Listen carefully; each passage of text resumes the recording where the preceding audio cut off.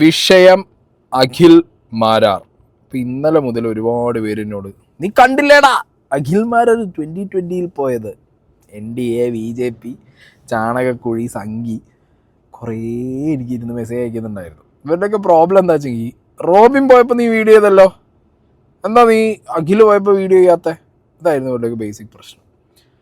റോബിനൊരു blunder കാണിച്ച് ലോക മണ്ടത്തരം as per my point of view. റോബിനത് ശരിയായിരിക്കും, ഫോർ മീ ഒരു ആനമണ്ടത്തരമാണ് ആ ചങ്ങാതി ചെയ്തത്.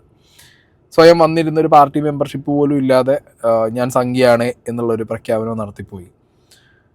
പക്ഷേ അഖിൽ മാരാർ കുറച്ചും കൂടി സൊഫിസ്റ്റിക്കേറ്റഡ് ആയിട്ട് ഞാൻ ചാണകമാണ്, ഞാൻ സംഖ്യയാണ് എന്നുള്ളത് സ്വയം പ്രഖ്യാപിക്കാതെ ചാണകക്കുഴിയുടെ അറ്റത്ത് പോയി നിന്നു. എപ്പോൾ ചാടണം എന്നുള്ളത് ഇനി അഖിൽ തീരുമാനിച്ചാൽ മതി. അഖിൽ വേണമെങ്കിൽ അഖിലിൽ ചാടാം. ഞാൻ പലപ്പോഴായിട്ട് അഖിൽ മാരാറുടെ വീഡിയോ ചെയ്യുന്ന സമയത്ത് പറഞ്ഞൊരു കാര്യമുണ്ട്, ഇയാൾ ഏതാ പാർട്ടി എന്നുള്ളത് ഇപ്പോഴും മനസ്സിലാവുന്നില്ല. ഇയാൾ കോൺഗ്രസ്സിൽ ആ തോണിയിൽ കാലിട്ടിട്ടുണ്ട്, ഇയാൾ BJPയുടെയും RSSൻ്റെയും ആശയങ്ങളുള്ള തോണിയിൽ കാലിട്ടിട്ടുണ്ട്. ഒരു ലൈസൻസിൻ്റെ ഇഷ്യൂ വന്ന സമയത്ത് അന്ന് ചെറുതായിട്ടൊന്ന് കമ്മ്യൂണിസ്റ്റ് പാർട്ടിയുടെ തോണിയിലും കാലിട്ടു. ഇയാൾ എന്തെന്നാ ഇയാൾ എക്സിസ്റ്റൻസിന് വേണ്ടി മനുഷ്യൻ കാണിക്കുന്ന ഗിമിക്കുകൾ ഓക്കെ മോശമാണ്, അല്ലെങ്കിൽ പൊട്ടയാന്നൊന്നും ഞാൻ പറയില്ല. പക്ഷേ പലപ്പോഴായിട്ട് ഞാൻ പല കണ്ടൻറ്റുകളിലും പറഞ്ഞിട്ടുണ്ട്, ആശാൻ ഏതാ പാർട്ടി അല്ലെങ്കിൽ ഏത് പാർട്ടിയിലേക്ക് പോവും എന്നുള്ളതിനെക്കുറിച്ചൊന്നും ക്ലാരിറ്റി അയാൾക്ക് തന്നെ ഇല്ല, നമുക്ക് അയാൾ തന്നിട്ടുമില്ല. അൾട്ടിമേറ്റ്ലി വേടൻ്റെ രാഷ്ട്രീയം എന്താണെന്ന് രോഹിത്തിന് മനസ്സിലായോ? ഞാൻ മനസ്സിലാക്കിയിടത്തോളം വേടൻ്റെ രാഷ്ട്രീയം BJP രാഷ്ട്രീയമാണ്. ശരിക്കും അഖിൽ മാരാരുടെ രാഷ്ട്രീയം എന്താണെന്ന് എനിക്ക് ഇന്നും മനസ്സിലായിട്ടില്ല. ചില സമയത്ത് തോന്നും BJP ആണ്, ചില സമയത്ത് തോന്നും കോൺഗ്രസ് ആണ്. അതാണ് കറക്റ്റ് രാഷ്ട്രീയം തോന്നുന്നുണ്ട്. സത്യം എനിക്കിപ്പോഴും മനസ്സിലാവാത്തത് അഖിൽ മാരാരുടെ രാഷ്ട്രീയമാണ്. അവിടെ ഇരിക്കട്ടെ, ഇനി അങ്ങേര് പറയുന്ന സമയത്ത് പറയട്ടെ അങ്ങേര് ഏത് രാഷ്ട്രീയത്തിന്റെ ഭാഗമാണെന്നുള്ളത് അങ്ങേർക്ക് പറയാം. അതൊക്കെ അവരുടെ പേഴ്സണൽ കാര്യങ്ങളാണ്, നമുക്കൊന്നും ചോദിക്കേണ്ടി അറിയേണ്ട ആവശ്യമില്ല. പക്ഷെ കാണുന്ന നമുക്ക്, കാരണം ഒരുപാട് ഇങ്ങനത്തെ രാഷ്ട്രീയ പരാമർശങ്ങൾ നടത്തുന്ന അഖിൽ മാരാർ ഏത് പാർട്ടിയിലാന്നുള്ളത് നമുക്ക് അറിയില്ല എന്നുള്ളത് ഞാനത് പറയും. എനിക്കറിയില്ല എന്താണെങ്കിലും, അതറിയാത്തോണ്ടെങ്കിൽ എനിക്കും കൺഫ്യൂഷൻ ഉണ്ട്. ഇതാണ് ഇതിനു മുമ്പ് പല വീഡിയോസിലായിട്ട് ഞാൻ തന്നെ പറയുന്നുണ്ടായിരുന്നത്, കൺഫ്യൂഷൻ ഉണ്ടേന്ന്. അപ്പോൾ കൺഫ്യൂഷനൊക്കെ വിട്ടു. എന്താണെങ്കിലും 2020 പോയി ജോയിൻ ആയിരിക്കുകയാണ്. And 2020 joined in NDA. Okay, NDAയിൽ ജോയിൻ ചെയ്തത് ഏറെക്കുറെ ഒരു മാസം, ജാനുവരി 22 തോന്നുന്നു. രാജീവ് ചന്ദ്രശേഖറും സാബു ഒക്കെ കൂടി വന്നിരുന്നിട്ടൊരു പ്രസ് മീറ്റും കാര്യങ്ങളൊക്കെ ഉണ്ടായിരുന്നല്ലോ. അതിൻ്റെ ഒരു ക്ലിപ്പ് വെക്കണോ? വെക്കല്ലേ. ഇത് ഞങ്ങൾക്ക് ഒരു വലിയ സന്തോഷകരമായ ഒരു ദിവസമാണ്. ഇന്ന് NDAന്റെ ഭാഗമായി 2020 ജോയിൻ ചെയ്യുന്നു. നാളെ പ്രധാനമന്ത്രി നരേന്ദ്രമോദിജി പങ്കെടുക്കുന്ന പ്രോഗ്രാമിൽ 2020 സാബുജിയും ഒഫീഷ്യലായിട്ട് PMന്റെ പ്രസൻസിൽ NDAന്റെ ഭാഗമാവും. പ്രത്യക്ഷത്തിൽ നമ്മൾ നോക്കിക്കഴിഞ്ഞാൽ ഈ 2020 NDAയിൽ പോയതോട് കൂടിയിട്ട് ഇവിടെ BJP അല്ലെങ്കിൽ NDA RSS സംഘപരിവാർ ആശയങ്ങളിലേക്കൊക്കെ പോവാൻ താല്പര്യപ്പെട്ട്, എന്നാൽ സൊസൈറ്റി അതിലേക്ക് പോയി കഴിഞ്ഞാൽ, നമ്മുടെ കേരളത്തിൽ എസ്പെഷ്യലി ഇവിടെ സംഖ്യ എന്ന് പറയും, ചാണകം എന്ന് പറയുന്നൊക്കെ പേടിച്ചിട്ട് പോവാതിരിക്കുന്ന കുറേ the so called celebrities or the celebrities, ഇവർക്കൊക്കെ ഒരു സേഫ് സോണാണ് ശരിക്കും 2020. ശരിക്കൊരു സേഫ് സോണാണ്. നിങ്ങൾ ആലോചിച്ച് നോക്ക്, 2020 വന്ന സമയത്ത് പറഞ്ഞ ആശയങ്ങൾ, അവർ ചെയ്ത കാര്യങ്ങൾ, ലേറ്റർ ഓൺ അതിങ്ങനെ ഒരു സൈഡിലേക്ക് പൊട്ടിപ്പൊളിഞ്ഞു പോകുന്നു.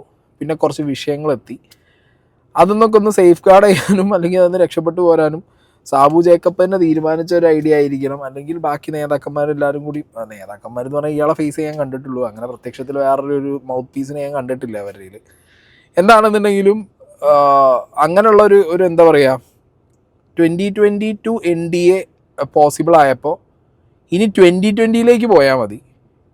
മെല്ലെ അവിടെ നിന്ന് കുറച്ച് പ്രവർത്തിക്കാം, എന്നിട്ട് വേണമെങ്കിൽ ഇപ്പുറത്തേക്ക് ചാടാം. NDAക്ക് നേരിട്ട് ചാടി അങ്ങനെ BJP പോയിട്ട്, അല്ലെങ്കിൽ പിന്നെ ഏതെങ്കിലും അവിടുന്ന് ഒഴിവാക്കിയിട്ട് വേറെ ഏതെങ്കിലും പാർട്ടിക്ക് വരാം എന്ന് ചിന്തിക്കുന്നവർക്ക് കുറച്ചുകൂടി ഈസി ആയിട്ട് എന്ത് ചെയ്യാം, ഇതിൽ പോയി കയറാൻ പറ്റും.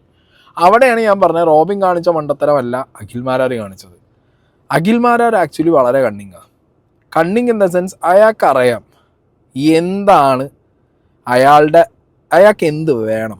അയാൾക്ക് വേണ്ടതിപ്പോൾ രാഷ്ട്രീയം എന്ന് പറഞ്ഞൊരു ഒറ്റ കാര്യമാണ്. അത് ഏത് പാർട്ടിയിൽ എങ്ങനെയെന്നില്ല, അയാൾക്ക് സീറ്റ് വേണം, ഒരു രാഷ്ട്രീയക്കാരൻ ഇമേജ് എന്നുള്ളത് അയാൾ മാനിഫെസ്റ്റ് ചെയ്തൊരു സാധനമാണ്. പണ്ട് മുതലേ അയാൾ അത് ചെയ്തു പോന്നിട്ടുണ്ട്.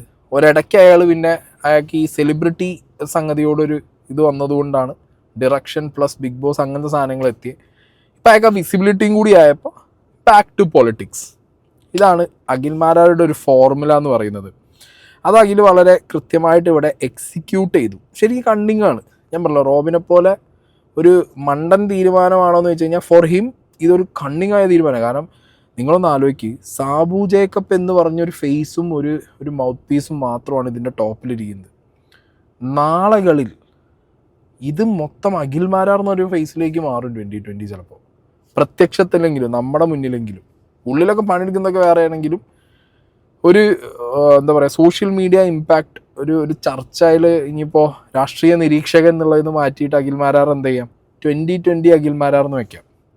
അപ്പോൾ അതിൻ്റെ ഒരു മുഖമായിട്ട് തന്നെ ഇയാൾക്ക് മാറാം, അതിൻ്റെ തലപ്പത്ത് വരാം. പല സാധനങ്ങളും ഇയാൾക്ക് പേഴ്സണലി അങ്ങനത്തെയൊക്കെ സാധനങ്ങളൊക്കെ കിട്ടാനുള്ള ചാൻസ് ഉണ്ട്. ഇനിയിപ്പോൾ എനിക്ക് അറിയേണ്ടത് എന്തായിരിക്കും അഖിൽ മാരാർ.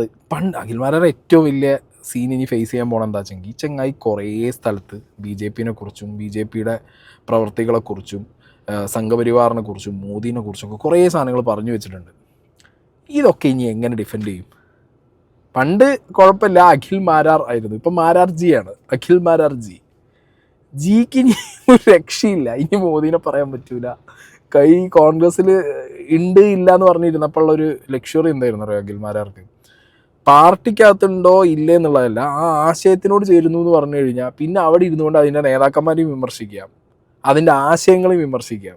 അങ്ങനെ ഒരു ലക്ഷറി കോൺഗ്രസ്സിനകത്ത് അഖിൽ മാരാർക്ക് കിട്ടുമായിരുന്നു.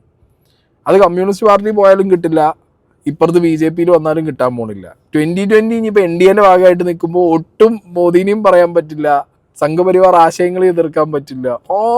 മൊത്തം ചാണകത്ത് ചവിട്ടിയ അവസ്ഥയാണ് അഖിൽ മാരാർജിക്ക് ഇനി കിട്ടാൻ പോണത്. അഖിൽ മാരാർജിയുടെ കുറച്ച് പഴയ കാര്യങ്ങൾ ഞാൻ എടുത്തു വെച്ചിട്ടുണ്ട്. ഈ നാട്ടിലെ ജാതീയത ഇല്ലാതാക്കാൻ വേണ്ടിയിട്ട് ഒരു നയം കമ്മ്യൂണിസ്റ്റ് പാർട്ടി കൊണ്ടുവന്നതായിട്ട് രോഹിത്തിന് അറിയാവോ? അങ്ങനെ കൊണ്ടുവന്നാൽ പിന്നെ ഇവിടെ കമ്മ്യൂണിസം ഇല്ലല്ലോ. ഇല്ല. അപ്പോൾ കമ്മ്യൂണിസം ഇല്ല. അൾട്ടിമേറ്റ്ലി ഒരു ചെടി വളരണമെങ്കിൽ വളം വേണം. ഓരോ ചെടിക്കും ഡിഫറൻറ്റ് വളമാണ്. ഉണക്കച്ചാണകം കൊണ്ടിട്ട് കഴിഞ്ഞാൽ ചിലപ്പം ഉണ്ടാകുന്ന ഗുണം പച്ചച്ചാണകം ഇട്ടാൽ കിട്ടത്തില്ല. കാര്യം പച്ചച്ചാണകത്തിന് ചൂട് കൂടുതലാണ്, കരിഞ്ഞു പോകും. ചാണകം തന്നെ രണ്ട് വ്യത്യസ്ത തലത്തിലുണ്ട്, രണ്ട് വ്യത്യസ്ത ചാണകങ്ങളുണ്ട്. BJP നിലനിൽക്കണമെങ്കിൽ പാകിസ്ഥാൻ്റെ പ്രശ്നങ്ങൾ വേണം.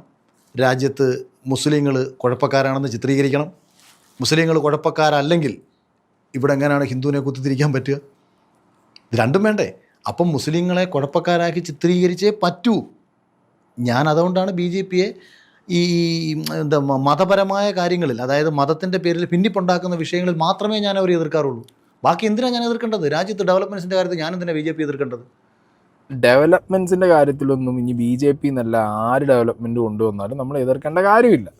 പക്ഷെ വർഗീയത എന്ന് പറഞ്ഞൊരു ടൂൾ ഉപയോഗിച്ച് ഈ നാട്ടിലെ ജനങ്ങളെ, ഈ രാജ്യത്തെ ജനങ്ങളെ മൊത്തത്തിൽ കുത്തിത്തിരിച്ച് തമ്മിലടി ഉണ്ടാക്കുന്ന BJPയോട്, അതിൻ്റെ ആശയങ്ങളോട് അഖിൽ മാരാർക്ക് ഭയങ്കര വിയോജിപ്പായിരുന്നു.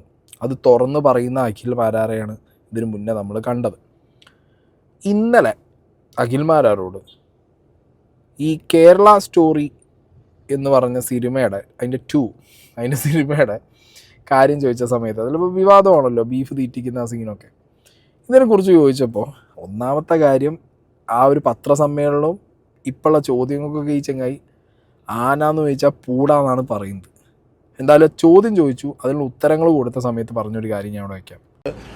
തോക്കേന്തിയ ബ്രിട്ടീഷുകാരനോട് പോരാടിയ ഒരു ജനതയുടെ പ്രധാനപ്പെട്ട പ്രശ്നമെന്ന് പറയുന്നത് അന്ന് പശുവിൻ്റെ നെയ്യ് പുരട്ടിയ തിര കടിച്ചു വലിക്കാൻ വേണ്ടി ഹിന്ദുക്കളോട് ആവശ്യപ്പെട്ടതും പന്നിയുടെ നെയ്യ് പുരട്ടിയ തിര കടിച്ചു വലിക്കാൻ വേണ്ടി മുസ്ലിങ്ങളോട് ആവശ്യപ്പെട്ടതുമാണ്. അതായത് പശുവിൻ്റെയും പന്നിയുടെയും പേരിൽ 1857 ബ്രിട്ടനെതിരെ പോരാടിയ ഒരു ജനതയുള്ള ഒരു പ്രദേശത്ത് 2025 നരേന്ദ്രമോദി ഭരിക്കുന്നത് കൊണ്ടോ അല്ല 2014 മോദി വന്നതൊന്നും കൊണ്ടുണ്ടായ പ്രശ്നങ്ങളല്ല ഇത് രാഷ്ട്രീയത്തിന് വേണ്ടിയിട്ട്, ജനങ്ങളെ തമ്മിലടിപ്പിക്കാൻ വേണ്ടിയിട്ട്, പ്രത്യേകിച്ച് കേരളത്തിലുള്ള കമ്മ്യൂണിസ്റ്റ് പാർട്ടി പോലുള്ള പാർട്ടിക്കാർ എവിടെങ്കിലും ഈ രാജ്യത്തിൻ്റെ ഏതെങ്കിലും ഒരു കോണിൽ നടക്കുന്ന ഒരു പ്രശ്നത്തെ ഈ 130 കോടി വരുന്ന ജനങ്ങൾക്കിടയിൽ മൊത്തവും സംഭവിച്ചു കൊണ്ടിരിക്കുകയാണെന്ന് പറഞ്ഞ് പ്രചരിപ്പിച്ച് വലുതാക്കി മനുഷ്യനെ ഭിന്നിപ്പിക്കുകയാണ്. അപ്പോൾ ഇത് നമ്മൾ എവിടെയും ഒരു പ്രശ്നമുണ്ടോ ഈ രാജ്യത്ത് മുസ്ലിംസിന് പ്രശ്നമുണ്ടെങ്കിൽ അത് റിയലായിട്ട് അഡ്രസ്സ് ചെയ്യണം. പക്ഷേ ഇല്ലാത്ത പ്രശ്നം ഉണ്ടെന്ന് വരുത്തി തീർത്ത് ഹിന്ദുവിനെയും മുസ്ലിമിനെയും തമ്മിലടിപ്പിക്കലല്ല മതേതരത്വം. മാരാർജി എന്താണ് മാരാർജി? ഒറ്റയടിക്ക് മാറിയോ പ്ലേറ്റ്? അയ്യോ ഇങ്ങനെ മാറുമോ? ശേ, മാരാർജി നേരത്തെ പറഞ്ഞത് ഇതും തമ്മിൽ നിങ്ങൾ തന്നെ ഒന്ന് കൂട്ടി വായിക്കുക. വർഗീയത എന്ന് പറഞ്ഞൊരു കാര്യം മാത്രം ആളുകളിലേക്ക് കുത്തി നിറച്ച് അതിലൂടെ എങ്ങനെ ആളുകളെ തമ്മിലടുപ്പിക്കാം എന്നുള്ള ഒരു ആശയത്തിൻ്റെ മുകളിലാണ് ഈ മൊത്തം സംഘപരിവാർ BJP RSS ബെൽറ്റ് മുന്നോട്ട് പോകുന്നത്. ഓക്കെ, ഇനി ഇതിൽ കമ്മ്യൂണിസ്റ്റുകാരാണ് ഈ പ്രശ്നം ഉണ്ടാക്കുന്നത്. ഇനിയിപ്പോൾ നാളെ UDFകാരാണ് പ്രശ്നം ഉണ്ടാക്കുന്നത്. അങ്ങനെയാണെന്നുണ്ടെങ്കിൽ ഈ കേരള സ്റ്റോറി പോലത്തെ സിനിമകൾക്ക് ഫണ്ട് ചെയ്യുന്നത് ഇവിടുത്തെ കമ്മ്യൂണിസ്റ്റുകാരും ഇവിടുത്തെ UDFകാരാണോ? ആണോ? ഇതൊക്കെ പ്രൊപ്പഗണ്ടയാണ്. അത് വരുന്നത് എവിടുന്നാന്നുള്ളതൊക്കെ ഞങ്ങൾ ചാണകമല്ല കഴിക്കുന്നത്. ഞങ്ങൾ പൊറോട്ടയും ബീഫൊക്കെ നന്നായിട്ട് ഇങ്ങനെ കുഴച്ച് തിന്നുന്ന മലയാളികളാണ്. നമുക്ക് മനസ്സിലാവുമല്ലോ. അഖിലിനും മനസ്സിലാവുന്ന കാലം ഉണ്ടായിരുന്നു. പക്ഷെ വെരി അൺഫോർച്ചുനേറ്റ്ലി നേരത്തെ പറഞ്ഞ പോലെ ചാണകം സ്വാഹ എന്ന് പറഞ്ഞ് നടക്കാൻ തുടങ്ങുമ്പോൾ മാറ്റി പറയേണ്ട ഒരു അവസ്ഥ വരും. എക്സിസ്റ്റൻസ് മാറ്റേഴ്സ് ആണല്ലോ, നിലനിൽപ്പ് എന്ന് പറഞ്ഞ സാധനം മാറ്റേഴ്സാണ്. പിന്നെ മാറ്റി പറയലുകൾ വരും. ആണെങ്കിൽ ഒന്നുകൂടി വെച്ചരാം. എൻ്റെ ഒരു പ്രവൃത്തി കൊണ്ടോ പെരുമാറ്റം കൊണ്ടോ മറ്റൊരാൾ വേദനിക്കപ്പെടരുതെന്ന് ഞാൻ തീരുമാനമെടുത്തുകൊണ്ടാണ് രാമക്ഷേത്രത്തിൻ്റെ പരിപാടിയിൽ എനിക്ക് അവിടെ അക്ഷതം കൊണ്ട് തന്ന സമയത്ത്, എന്നെ അവിടേക്ക് ക്ഷണിച്ച സമയത്ത് ഞാൻ പോയില്ല. പോകാഞ്ഞതിൻ്റെ കാരണം ഞാനൊരു ഹൈന്ദവവാദിയാണ്, ഞാനൊരു ഭാരതീയനാണ്, ഞാൻ എൻ്റെ സംസ്കാരത്തിൽ ഉറച്ചു വിശ്വസിക്കുന്നവനാണ്. പക്ഷേ ഒരുപാട് മനുഷ്യരുടെ മനസ്സിൽ മുറിവായ ഒരു പ്രദേശത്ത് എന്നെ സ്നേഹിച്ച, എനിക്ക് വോട്ട് നൽകി ജയിപ്പിച്ച വലിയൊരു മുസ്ലിം സമൂഹം കൂടി ഉണ്ടെന്നും അവർക്കൊരു വേദന ഉണ്ടാവരുതെന്നും ഞാൻ അവിടെ പോയി നിന്നിട്ട് താണ്ട്ര നിൻ്റെയൊക്കെ ബാബറി മസ്ജിദ് പൊളിച്ചെടുത്ത് പണിഞ്ഞേക്കുന്ന രാമക്ഷേത്രത്തിൽ നിൽക്കുന്ന അഖിൽമാരാർ എന്ന് കാണിച്ചാൽ അതൊരുപാട് പേർക്ക് വേദനയുണ്ടാവും. എന്നെ സ്നേഹിച്ചവർക്കൊരു വേദനയായി മാറും. അതുകൊണ്ടാണ് പോകാഞ്ഞത്. അല്ലാതെ അമ്പലത്തിൽ പോകാത്ത ആളല്ലല്ലോ, അമ്പലത്തിലൊക്കെ പോവും. പക്ഷെ മറ്റൊരാൾക്ക് വേദന ഉണ്ടാവുന്നൊരു സ്ഥലത്ത് പോയി നിന്ന് കാണിക്കുന്നത് ഇതെൻ്റെ കാഴ്ചപ്പാടാണ്. ആൾക്കാർ എന്ത് പറഞ്ഞാലും എനിക്കറിയില്ല. ഞാൻ അഖിൽമാരാർ ജിക്ക് ഇന്ത്യയിൽ മുസ്ലിങ്ങൾക്ക് ഒരു പ്രശ്നമില്ലല്ലോ. മോദി ഭരണകാലത്ത് മുസ്ലിങ്ങൾ ഇവിടെ ഭയങ്കര സുഖവും ഐക്യവും സന്തുഷ്ടിയോടും കൂടി ജീവിക്കുകയാണല്ലോ എന്നുള്ള തോന്നൽ. അഖിൽമാരാർ ജി ആവുന്നതിന് മുമ്പ് രാമക്ഷേത്രത്തിൽ പോകുന്നത് വരെ ഇവിടെ ബാബരി മസ്ജിദ് പൊളിച്ച് രാമക്ഷേത്രം പണിഞ്ഞതിൽ ഭയങ്കരമായ എന്താ പറയുക ട്രോമ കിടക്കുന്ന, അല്ലെങ്കിൽ അവരെ അത്രയും ഉപദ്രവിച്ചു എന്ന് സ്വയം അഖിൽമാരാർക്ക് അറിയുന്ന ഈ രാജ്യത്ത് ഇപ്പോഴും സംഘപരിവാറും ഹിന്ദുത്വവും കാരണം അനുഭവിച്ചുകൊണ്ടിരിക്കുന്ന ഒരുപാട് നല്ല മുസ്ലിം ജനങ്ങൾ നല്ല വലിയൊരു പങ്കുണ്ട്. നോർത്തിലൊക്കെ ഇത്തിരി കൂടുതൽ, നമ്മുടെ നാട്ടിലൊക്കെ പിന്നെയും ഈ പറഞ്ഞ പോലെ അതിനൊരു ഭയങ്കര ഒരു എക്സ്പ്ലോസീവ് ഫേസ് ഇല്ല എന്നുള്ളൂ. പക്ഷേ ഈ നമ്മളെ നാട് വിട്ട് കഴിഞ്ഞാൽ എന്താ നടക്കണമെന്നുള്ളത് അന്നൊക്കെ അഖിൽമാർ വാചാലനാണ്. അതിൽ ആ കൺസേൺ ഉണ്ട് അഖിൽമാരാർക്ക് മനസ്സിനകത്തില്ലേ. എനിക്ക് വോട്ട് ചെയ്ത, മനസ്സിലായോ, എൻ്റെ മുസ്ലിം സഹോദരങ്ങൾ. പക്ഷെ ഇപ്പുറത്തേക്ക് ഇപ്പോൾ ജി ആയി മാറിയപ്പോഴത്തേക്ക് മോദിജി നന്നായിട്ട് രാജ്യം ഭരിക്കുന്നു, മുസ്ലിങ്ങൾക്ക് ഇവിടെ ഒരു കുഴപ്പമില്ല. എന്തപ്പ കഥ. ഇനി ഇങ്ങനെ പല സാധനങ്ങളും മാറി മാറ്റിയും പറഞ്ഞൊക്കെ ഇങ്ങനെ അങ്ങോട്ടും ഇങ്ങോട്ടൊക്കെ വരും. അതിൻ്റെ വേണ്ട, കുഴപ്പമില്ല. ഞാൻ പത്രസമ്മേളനത്തിൽ പറഞ്ഞത് കണക്ക് തന്നെ ഒന്ന്, ഞാൻ പലപ്പോഴും ഒരു സ്വതന്ത്ര കാഴ്ചപ്പാട് പിന്തുടരുന്ന ഒരാൾ തന്നെയാണ്. അപ്പം എൻ്റെ കാഴ്ചപ്പാടുകളോടും എൻ്റെ ആഗ്രഹങ്ങളോടും ചേർന്ന് നിൽക്കുന്ന ഒരു പൊളിറ്റിക്കൽ ആശയമാണ് 2020. അത് ഇപ്പോഴൊന്നും അല്ല, നേരത്തെ ഇങ്ങനെ തന്നെയാണ്. അപ്പോൾ അത് 2020 എറണാകുളം ജില്ലയ്ക്ക് അപ്പുറത്തേക്ക് അവരുടെ ഒരു പൊളിറ്റിക്കൽ സ്ട്രാറ്റജി വെക്കുകയോ അല്ലെങ്കിൽ ഒരു സ്റ്റേറ്റ് ലെവലിലേക്ക് അവർ വളരുകയോ ഒരിക്കലും ചെയ്തിരുന്നില്ല. സ്വാഭാവികമായിട്ടും നമ്മൾക്ക് ഒരു ജില്ലയ്ക്കുള്ളിൽ ഒതുങ്ങി നിൽക്കുന്ന ഒരു പൊളിറ്റിക്കൽ ആശയത്തിനോട് ചേർന്ന് ചേരുക എന്ന് പറഞ്ഞാൽ ബുദ്ധിമുട്ടുള്ളവരാണ്. ഞാനൊരിക്കൽ ശ്രീജിത്ത് പണിക്കരോട് 2 വർഷങ്ങൾക്ക് മുമ്പ് ഞാൻ ചോദിച്ചിട്ടുണ്ട്, നമുക്ക് 2020 പോയാൽ എന്തല്ല, അവരോട് സംസാരിച്ചിട്ടുണ്ട്. ഞാൻ അതന്നെ അങ്ങോട്ട് ഞങ്ങൾ സംസാരിച്ചിട്ടുണ്ട്. ആ ബിഗ് ബോസ് പോകുന്നതിന് മുൻപായിരുന്നു, ചാനൽ ചർച്ച ഇരിക്കുന്ന സമയം. അപ്പോൾ എനിക്ക് അതുകൊണ്ട് തന്നെ ഇതെനിക്കൊരു ഞാൻ ഭയങ്കര ഹാപ്പിയാണ്. അതുകൊണ്ട് ഒരു പക്ഷേ ഞാൻ കോൺഗ്രസിൽ പോയിരുന്നെങ്കിലോ മറ്റൊരു രാഷ്ട്രീയ പാർട്ടിയിൽ പോയിരുന്നെങ്കിലോ കിട്ടാത്ത ഒരു സന്തോഷം എനിക്ക് 2020 വരുമ്പോൾ ഉള്ളത് കിഴക്കമ്പലം പഞ്ചായത്തിൻ്റെ ഡെവലപ്മെൻറ്റ്സ് 2020 കാണിച്ചു തന്നിട്ടുണ്ട്. അപ്പോൾ ഇത് എന്താണ് നമ്മുടെ നാട്ടിലേക്ക് 2020 എനിക്ക് വെക്കാൻ കഴിയുന്നത്?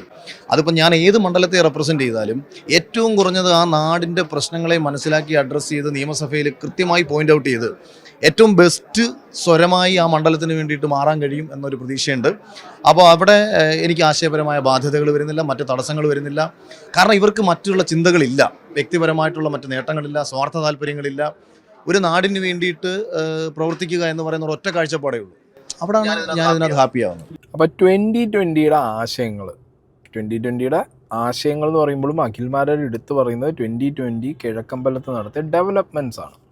ഓക്കെ, ഒരു പാർട്ടിയുടെ ആശയങ്ങളിൽ ഒന്ന് മാത്രമാണ് നാട്ടിൽ ഡെവലപ്മെൻറ്റ് കൊണ്ടുവരിക എന്നുള്ളത്. അതായത് നമുക്ക് ജീവിത സാഹചര്യങ്ങൾ കുറച്ചും കൂടിയും അടിപൊളിയാക്കാൻ വേണ്ടിയിട്ടുള്ള ഇൻഫ്രാസ്ട്രക്ചർ കൊണ്ടുവരിക, അതിൻ്റെ ഭാഗമായിട്ടുള്ള ബാക്കി കാര്യങ്ങൾ കൊണ്ടുവരിക. ഒരു പാർട്ടി അതിൽ മാത്രം ഒതുങ്ങി നിൽക്കുന്ന ഒരു കാര്യമാണോ? അല്ലല്ലോ. ഒരു പാർട്ടി ആകുമ്പോൾ അതിന് പല രീതിയിലുള്ള ആശയങ്ങളുണ്ടാവും. ആ ആശയങ്ങൾ എല്ലാം പറയാനും അല്ലെങ്കിൽ എല്ലാം മനസ്സിലാക്കിയിട്ടും വേണം നമ്മളൊരു പാർട്ടിയിലേക്ക് പോകാൻ എന്നുള്ളത് ഞാൻ ഇതിന് മുമ്പ് വീഡിയോ ചെയ്തപ്പോഴും പറഞ്ഞിട്ടുണ്ട്. ഞാനും ഒരു പൊളിറ്റിക്കൽ ലീനിങ്, ഒരു പൊളിറ്റിക്കൽ സ്റ്റാൻഡ് എടുക്കാത്തത് ഞാനും ഇപ്പോഴും സെർച്ച് ചെയ്തുകൊണ്ടിരിക്കുകയാണ്. ഞാനൊരു സീറ്റ് കിട്ടി എവിടെയെങ്കിലും പോയി നിന്ന് ഇതേപോലൊരു ഷോ ഓഫ് കാണിക്കാനുള്ള സെർച്ചിങ്ങിലൊന്നുമല്ല. നമ്മളൊരു പാർട്ടിക്കാരനാണ്, അല്ലെങ്കിൽ പാർട്ടി ആശയങ്ങൾ നമുക്ക് ഓക്കെ തോന്നി നമ്മളൊരു പാർട്ടിയിൽ പോയി കഴിഞ്ഞ് കഴിഞ്ഞാൽ പിന്നെ നമുക്ക് എന്താ പറയുക, പിന്നെ അവിടുന്ന് ചാടിയ പല പേരും കേൾക്കേണ്ടി വരും. പാർട്ടിയിൽ നിന്നുകൊണ്ട് ചിലപ്പോൾ നമുക്കൊന്നും ചെയ്യാൻ പറ്റാത്ത അവസ്ഥയും വരും. അപ്പോൾ അതൊന്നും വരരുത്. കുറച്ചും കൂടി ഓക്കെ ആയിട്ടൊരു പാർട്ടിയിൽ പോയി കഴിഞ്ഞാൽ നമുക്കും ചെയ്യാം, ചുറ്റുപാടും ചെയ്യാം. നമ്മളും നല്ല രീതിയിലിരിക്കണം, ബാക്കിയുള്ളവർക്കും നല്ല രീതിയിലിരിക്കണം. ഇങ്ങനെ പറ്റൂ. അതിനു പകരം നമ്മൾ ഒരു സീറ്റ് കിട്ടി, നമുക്ക് ആ സീറ്റിൽ നിന്ന് നമുക്ക് കുറച്ച് ഉണ്ടാക്കണം, അല്ലെങ്കിൽ ഞാൻ നാട് നന്നാക്കാനാണ് സീറ്റ് എനിക്ക് വേണ്ടത് എന്നുള്ള രീതിക്കൊക്കെ ഒരു രാഷ്ട്രീയം ഏറ്റെടുത്ത് അല്ലെങ്കിൽ ഒരു രാഷ്ട്രീയ പാർട്ടിയിലേക്ക് പോയി ആ ഒരു സീറ്റും അതിൽ നിന്ന് കിട്ടുന്ന ബെനിഫിറ്റ്സും മാത്രം മുന്നോട്ട് കാണുന്നത്, അത് സെൽഫിഷ് രാഷ്ട്രീയമാണ്. മനസ്സിലായി? ഇവിടെ എല്ലാവരും സെൽഫിഷാണ്, അല്ലാന്ന് ഞാൻ പറയുന്നില്ല. ആരും ഇപ്പോൾ നാടിൻ്റെ നന്മയ്ക്കോ അല്ലെങ്കിൽ നാടിന് വേണ്ടിയിട്ടെന്നൊക്കെ പറച്ചിൽ മാത്രമേ ഉള്ളൂ. എല്ലാവരും സെൽഫാണ്, അതിനപ്പുറത്തേക്കില്ല. പക്ഷെ ആ സെൽഫിലും കുറച്ച് എന്താണ് ഒരളവ് വേണം. അഖിലിപ്പോൾ പറഞ്ഞത് 2020 ആശയങ്ങളാണ്. 2020 ആശയങ്ങളിൽ തന്നെ ഡെവലപ്മെൻറ്റിൻ്റെ കാര്യം മാത്രമാണ് അഖിൽ സംസാരിച്ചിട്ടുള്ളത് ഇന്നലെയും ഇന്നൊക്കെ. ഇതേ അഖിൽ ഏഷ്യാനെറ്റുകാർ ചായ കുടിക്കുന്നോടത്ത് പോയി ചോദിച്ചപ്പോൾ വേറൊന്ന് പറഞ്ഞിട്ടുണ്ട്. എന്തുകൊണ്ടാണ് BJP അല്ലെങ്കിൽ NDAയിലേക്ക് നേരിട്ട് പോകാതെ 2020 വഴി പോകുന്നത്? ഇപ്പം നമ്മളൊരു രാഷ്ട്രീയ പാർട്ടി പ്രവർത്തിക്കുമ്പം നമ്മളുടെ ശരികളല്ല രാഷ്ട്രീയ പാർട്ടിയുടെ ശരികൾ. പക്ഷേ ചില പോയിന്റ്സിൽ എനിക്ക് ചിലപ്പം അവരെടുത്ത് പറയുമ്പോൾ എനിക്ക് ന്യായീകരിക്കാൻ പറ്റാതെ വരുമോ, അപ്പം ഞാൻ ഒരു പൂർണ്ണ ഒരു BJP-കാരനായി മാറാൻ പറ്റുമോ എന്നൊക്കെയുള്ള ചില സംശയങ്ങൾ. ഞാനൊരു 75% അല്ലെങ്കിൽ ഒരു 80% BJP-യുടെ കാഴ്ചപ്പാടുകളോട് ചേർന്ന് നിൽക്കുമ്പോഴും എനിക്ക് ചില കാര്യങ്ങളിലുള്ള ഒരു ബുദ്ധിമുട്ടൊക്കെ എനിക്ക് മനസ്സിൽ തോന്നിയിട്ടുണ്ടായിരുന്നു. ഞാൻ പറയുന്നത് BJP എന്ത് ആശയമാണോ മുന്നോട്ട് വയ്ക്കുന്നത് അത് ജനങ്ങൾക്ക് ഗുണോപകാരമായി ഇവിടുന്ന എന്ത് കാര്യത്തിനും ആത്മാർത്ഥമായിട്ട് 100% നമ്മളുണ്ടാവും. അപ്പോൾ അതേസമയം ഞാൻ പറഞ്ഞല്ലോ, ഇപ്പം ചില വിഷയങ്ങളിൽ നമ്മൾക്കൊരു പക്ഷേ ഇതിന് എനിക്ക് മറുപടി പറയേണ്ട കാര്യമില്ല, അതൊരു BJP-യുടെ നേതാവ് പറയാം, അല്ലെങ്കിൽ BJP-യുടെ സംസ്ഥാന കമ്മിറ്റി എന്ന് മറുപടി പറയുന്ന വിഷയങ്ങളിൽ നമുക്ക് നിശബ്ദത പാലിക്കാനും പറ്റും. നേരത്തെ പറഞ്ഞത് 2020 ആശയങ്ങൾ. അപ്പോൾ 2020 ആശയങ്ങളോട് 100%, BJP-യുടെ ആശയങ്ങളോട് 70 മുതൽ 80%. ശതമാനക്കണക്ക് എന്തായാലും കൊള്ളാം. കാരണം ഈ ശതമാനം കൂടും കുറയും ചെയ്യല്ലോ. നാളെ 2020-നോടുള്ളത് ഒരു 50%, BJP-നോടുള്ള 80 100 ആയിട്ട് അങ്ങോട്ട് വേണമെങ്കിൽ അങ്ങോട്ട് പോവാം. പിന്നെ ഈ 2020 ഇരിക്കുന്നതിൻ്റെ ഏറ്റവും വലിയ ഒരു മെയിൻ സാധനം പറഞ്ഞു. ഇപ്പോൾ നാളെ BJP-നെ വിമർശിക്കാനോ അല്ലെങ്കിൽ NDAയുടെ തീരുമാനങ്ങളെ വിമർശിക്കാനോ അല്ലെങ്കിൽ നരേന്ദ്രമോദിയെ അല്ലെങ്കിൽ അവരുടെ ലീഡറെ വിമർശിക്കാനോ അഖിൽമാരാർക്ക് ചാടി ഇറങ്ങേണ്ട കാര്യമില്ല. അഖിലിന് ഇനിയിപ്പോൾ അത് പറഞ്ഞൊഴിയാം, ഞാൻ 2020-ൻ്റെ ആളാണ്. മനസ്സിലായില്ലേ? അത് അവിടുത്തെ ലീഡേഴ്സ് വിമർശിച്ചോളും. പണ്ടത്തെ പോലെ മറ്റേ ഡയലോഗ് ഉണ്ടല്ലോ, മോദിയെ വിമർശിച്ചാൽ അത് ഇന്ത്യയെ വിമർശിച്ചതാവോ എന്ന് ചോദിച്ച അഖിൽമാരാർക്ക് ഇനി അതിന് നാവ് പൊങ്ങാൻ ലേശം പാടായിരിക്കും. പൊങ്ങിയ പണിയാ, അതുകൊണ്ട് പൊങ്ങാൻ പാടായിരിക്കും. പിന്നെ ഞാൻ പറഞ്ഞല്ലോ, എനിക്ക് അഖിലിനെ വളരെ പേഴ്സണലി അറിയുന്നതാണ്.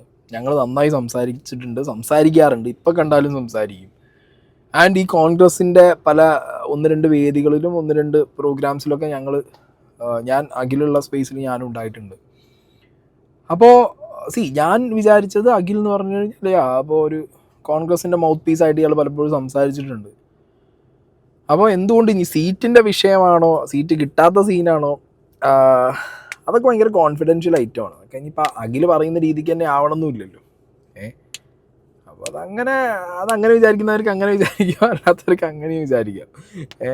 പക്ഷെ അത് നമുക്ക് പെട്ടെന്ന് പ്രത്യക്ഷത്തിൽ മനസ്സിലാവുന്നത് എങ്ങനെ അറിയാം? ഇങ്ങേര് ഒരു പോസ്റ്റ് കഴിഞ്ഞ Jan 13 ഇട്ടിട്ടുണ്ടായിരുന്നു. ട്രോളന്മാരുടെ ശ്രദ്ധയ്ക്ക്, നിഷാദ് റാവുത്തറിൻ്റെയും ശ്രദ്ധയ്ക്ക്, മീഡിയ വണ്ണിലെ കൊട്ടാരക്കരയിൽ ഐഷ പോറ്റി മത്സരിക്കും, എന്നാൽ കഴിയാവുന്ന സഹായങ്ങൾ ഞാൻ ചെയ്യും, ബാക്കിയുള്ള സംശയങ്ങൾക്ക് കാലം മറുപടി നൽകും. ഇത് പറഞ്ഞ രമേശ് ചെന്നിത്തലേൻ്റെ ഒപ്പം ഫോട്ടോ ഇട്ട അഖിൽ മാരാർ ജിയിലേക്കുള്ള ആ പരകായ പ്രവേശം നടത്തിയപ്പോൾ സംഗതി മാറി.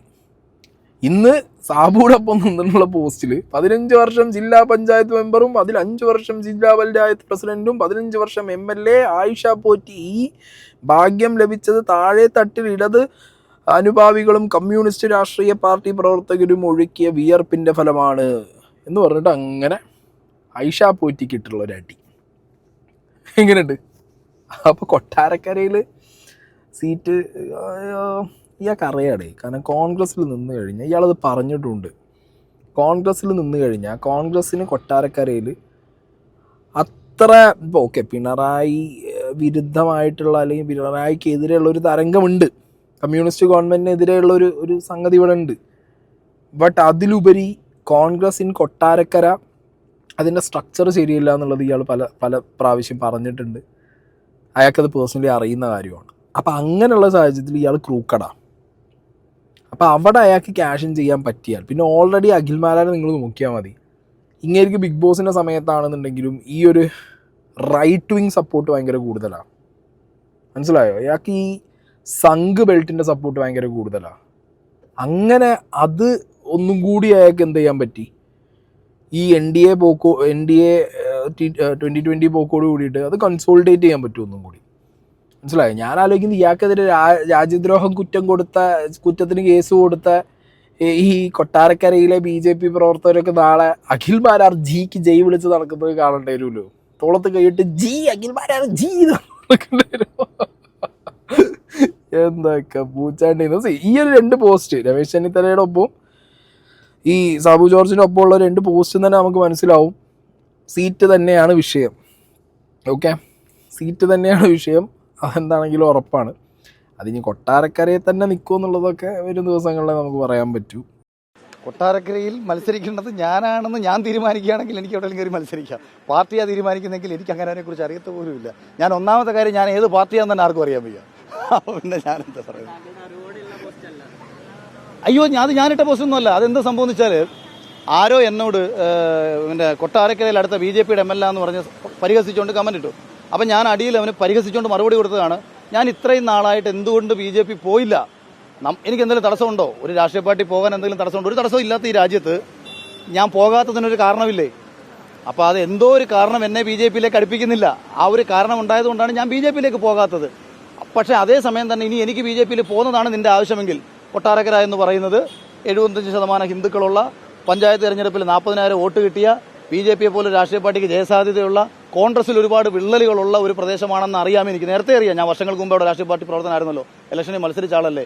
അപ്പോൾ എനിക്കിതൊക്കെ അറിയാമല്ലോ. പക്ഷേ എന്നിട്ട് ഞാൻ എന്താ ഈ 2 വർഷമായിട്ടും BJP വേദികളിലോ BJPയുടെ ഔദ്യോഗിക പരിപാടികളിലോ പങ്കെടുക്കാതെ ഏറ്റവും കൂടുതൽ കോൺഗ്രസ് വേദികളിൽ പങ്കെടുത്തത്? നമ്മുടെ ഉള്ളിലൊരു മതേതരവാദി ഉണ്ടായതുകൊണ്ടാണ്.